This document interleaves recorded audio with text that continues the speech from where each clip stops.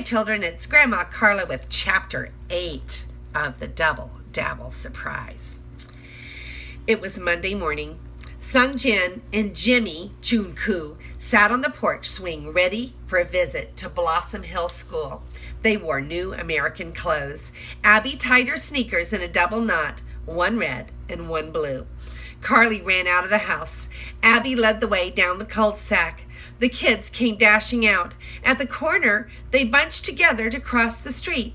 When they reached the schoolyard, Abby shouted, "Countdown to recess!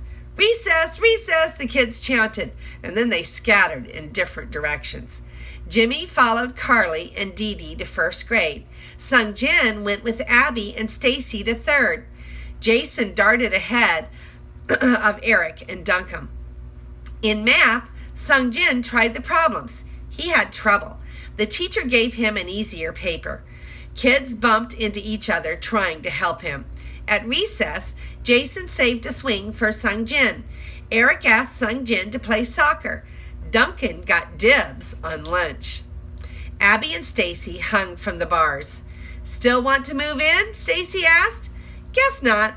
Our sisters will be coming soon." "What will happen to Jimmy and Sung Jin?" Stacy asked. "I don't know. They're leaving with Mrs. Roop soon." Abby hoped the boys would like their new family. On the way home, Abby skipped over the sidewalk cracks. The Culdesac boys yelled for Sung Jin and Jimmy to play basketball. Carly went to Dee Dee's house. Abby walked home alone. In the house, Mother was cooking rice again. Abby hurried to the secret place.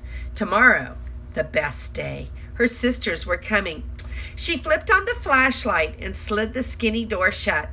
Finding her Sunday school paper, she read the story. It was about secret sins.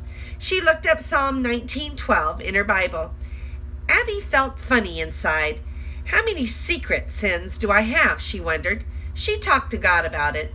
Later, Abby heard her parents talking. She crawled out of her closet to listen. Mother sounded upset. "Mrs. Roop called this morning. She wants us to keep the boys another week." "How do you feel about it, dear?" Abby's father asked. "I really don't know," Mother said. "It will be harder for them to leave the longer they stay." Father chuckled. "They're having a great time, aren't they?"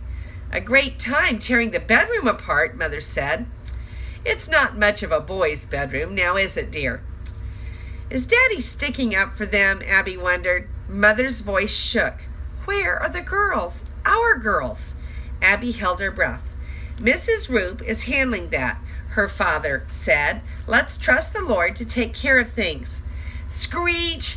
Outside, a car slammed on its brakes. Abby ran to the window. She saw Sunday Funnies limp away from the car and hide under Eric's porch. Sung Jin chased the hurt puppy. He crawled under the porch and coaxed the puppy out. Then he took off his jacket. Eric and Duncan came running. Gently, they lifted the puppy into Sung Jin's jacket.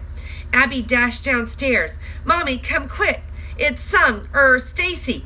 It's Sunday Funnies." Mother hurried outside to Sung Jin. "Are you all right?" Sung Jin looked bashful, but he nodded. "Sung's fine," called Jason from across the street. "The puppy's hurt." The boys made a three-cornered stretcher with Sung's jacket. Slowly, step by step, they carried him across the street. Stacy stroked Sunday Funnies as the driver got out of the car. His face was white. He looked at the puppy and patted his head. The boys carried the puppy to Abby's mother. Stacy followed close behind. "I called the vet," Mrs. Hunter said. She hurried inside the house. Stacy followed. Abby held her hand. Soon the kitchen was filled with kids, droopy-faced kids. Sung Jin and Eric and Duncan laid Sunday Funnies on the floor. They knelt around him. Abby thought Stacy was praying. Abby's mother called the vet. Carly came into the house. "What happened?"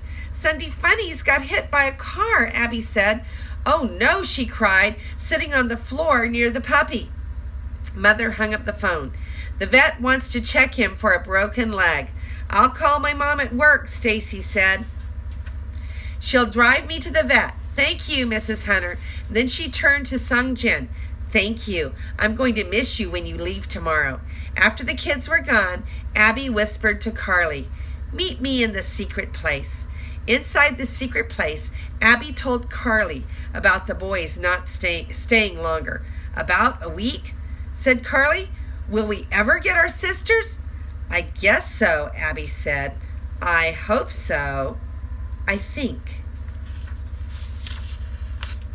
And here is a picture of all the Culdesac kids looking at the poor little puppy.